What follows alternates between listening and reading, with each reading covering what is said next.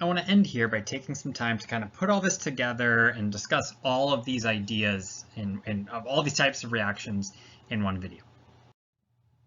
So overall, with aqueous reactions, we want to be able to predict products for precipitation and acid-base reactions. That's our double displacement pattern. For oxidation reduction, we're just going to identify what's going on in a reaction. What's oxidized, what's reduced, what are my agents? In general, we want to be able to write net ionic equations. We can still do that for oxidation reduction, right? We're separating out things that are soluble, moving, canceling out spectators. We want to be able to characterize what's going on in the different types of reactions. Swapping ions, transferring protons, transferring electrons, what's going on. And really the purpose is to identify the type of a given reaction. Is this an oxidation reduction reaction? Is this precipitation? What are we looking at there? So when we're looking to figure out what's going on, there's patterns here. So for precipitation reactions, we can see things that we want to be on the lookout for. One, we always make a solid. We make the precipitate. In a precipitation reaction, you make a precipitate. The other thing that in precipitation reactions, the same ions are present on both sides, right? It's all about just swapping partners. And the only thing that changes is that ions swap partners. When we're looking at the net ionic equation, our characteristic that we'd be expecting is cation plus anion makes a solid. You can get some kind of variations, you can get fancy, but generally it's going to be cation plus anion makes a solid. That is the basis of precipitation. Acid-base reactions, you're now looking for the H in the acid and the OH in the base. You still use that same double displacement patterns, but you now are just making water and an ionic compound instead of two ionic compounds. It is important to note, water is always a product. And in the net ionic equation, you're generally looking at H plus OH minus gives you water. You can have some differences if there's an insoluble salt involved, either as your base can be an insoluble salt, or if you are making if you make an insoluble salt, or weak acids can also affect this. You're gonna have weak acids that show up in here, but otherwise for your reaction, you're almost always gonna be making water and then something else and then other kind of flavorings, but always making water. Oxidation reduction reactions, really if we want to know if something is an oxidation reduction, we would need to assign oxidation numbers. That is really going to always be the way that we could identify it. But we can also use there could be different what we really can also tell is if there's different ions present on each side of the reaction, that would be an indication. So for example, in this net ionic, you can see that sulfite, SO3 2- becomes SO4 2-. That is indicative of a change in ion. In all of our previous examples, we're looking at ions just swapping places or becoming insoluble or something into an insoluble compound. The actual ions have changed. If the ions change, that means you're dealing with an oxidation reduction. A couple other things to note, combustion is always oxidation reduction, and single replacement reactions are always oxidation reduction. So that pattern, single replacement, and then combustion, those are always oxidation reduction reactions that aren't always necessarily aqueous. One of the things, redox happens outside of aqueous chemistry. In gas and in solids, other things, it's more general than this. So what we also want to be able to do is predict products. When given reactants, can you predict the products without doing the reaction? Again, not for redox quite yet. Come back for Gen Chem 2, Chapter 17. But the idea here is if they follow a double displacement, you can use that double displacement pattern. Swap ions, swap the H+, right? Is it an acid base? Figure it out, and then just check your products. If it's insoluble, it turns into a solid phase. If it's water, it gets a liquid. Those ideas. Balancing, also very important in this. But we want to be able to predict products. So let's look at some examples. We want to predict the products with two reactions. I have lead 2 chlorate plus lithium bromide makes what? And then potassium phosphate plus nitric acid makes what? So we want a chemical equation, and we know it's always going to be like, what are the reactants, what are the products? We're given the reactants here, so it's going to be a question of what type of reaction is it? Are they all ionic compounds? Is there an acid? If you're predicting products, it has to follow a double displacement. It's just a question of what is involved. So do your double displacement and swap partners. Then check your products. Is it insoluble? What's going on with that? So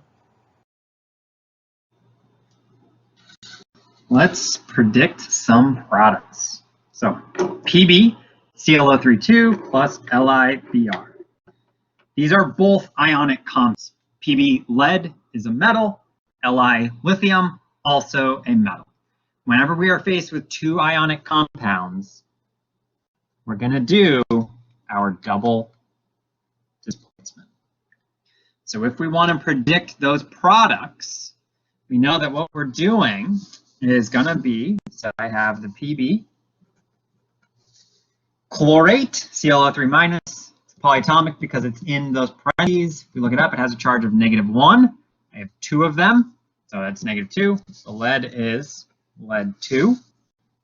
Bromide is a halogen, group 7A. That's a -1. Lithium is Li+. It is an alkali metal, always plus. Chlorate, polyatomic. It's a popular one here. I wasn't very creative, I see, in coming up with examples. And so if we want to take a look, we know we're just going to use our crossover method. Figure out what's going on. And so the PB is going to become PB Br2. And the LiClO3 is just LiClO3, lithium chlorate, because they're ±1. So we can write those as our products. PB Br2. Leave some space. LiClO3. One thing to note, the order you write these doesn't matter. As long as they're on the product side, that matters. But the order of which one goes first does not matter. So we've gotten our products. So that's step 1, using our forming ionic compounds. Now we want to assign phases, ionic solubility rules. So group 1A, so let's do PBBr, that's lead. Lead is not in group 1A, it's not ammonium. Bromide is not nitrate, acetate, chlorate, or perchlorate.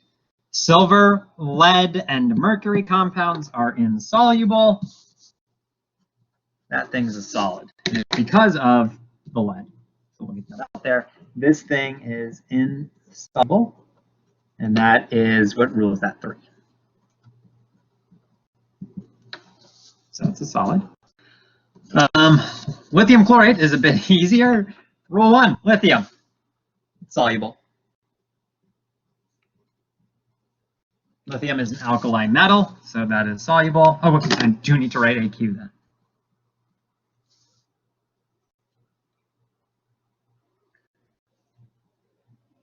Final thing I need to do is balance it. I need a 2 right there, and a 2 right there.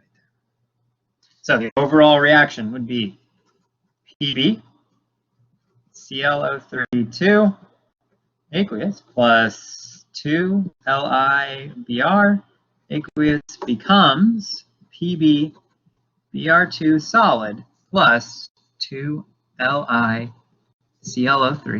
aqueous. We have completely predicted this reaction, what products we would make, what phases they would be in, without doing it. We did not have to do any actual chemistry. That is actually the purpose of being a chemist. That is, you want to be able to predict chemical reactions, predict what will happen without having to do it. You know, if you had a solution onto chloride, you probably shouldn't do anything with lithium bromide that you add into that mixture because you're going to make a solid. Conversely, lead is very bad for you. So if you are trying to remove lead from a solution, say you have a solution of lead 2 chlorate, you're using it for something, and you want to get the lead out of the water, right, to clean it, lithium bromide would be a worthwhile thing to add in, because instead of being dissolved in solution, say where someone could drink, it's now stuck in a solid, which you can more easily filter out. So, you know, these sorts of ideas, being able to make this prediction, either if you want to keep the lead dissolved, don't add this, Or if you want to make the lead precipitate out, go ahead and add that lithium bromide. Okay. K3PO4HNO3. So on face, this one looks a little more complicated because HNO3, we've called an acid. K3PO4, that's ionic. Really still, the main process is going to be double displacement. Really, the only reaction pattern that we really have available to us is going to be double displacement.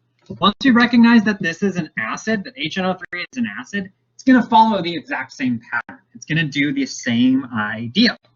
And so we know that this HNO3 is really H plus and NO3 minus. So our ions, we have K plus and NO3 minus. And then, whoops, I'm going to use purple there, be consistent. H plus and PO4, 3 minus, same idea.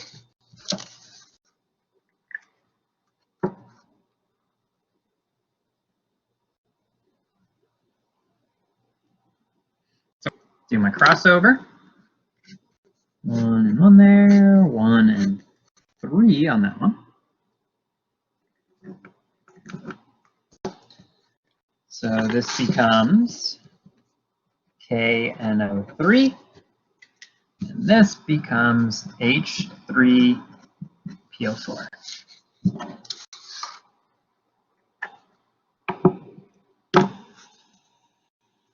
Those are the products that we make.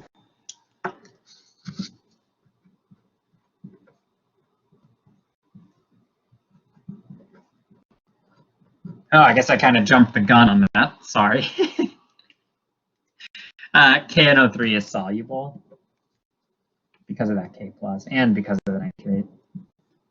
So you call it rule 1, but rule 2 also works. But potassium nitrate is extremely soluble. So soluble as it stands.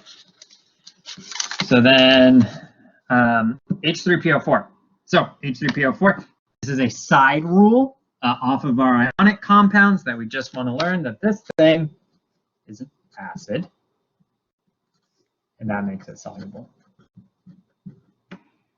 Acids are soluble in water. Now, note, when it's an acid, just because it's soluble does not mean that it separates out. H3PO4 is not a strong acid.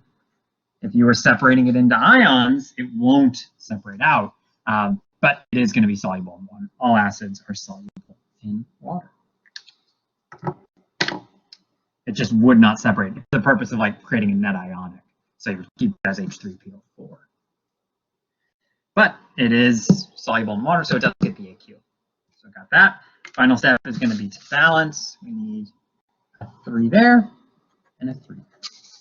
So overall, I get K3PO4 aqueous plus 3HNO3 aqueous becomes 3KNO3 aqueous plus H3PO4 aqueous.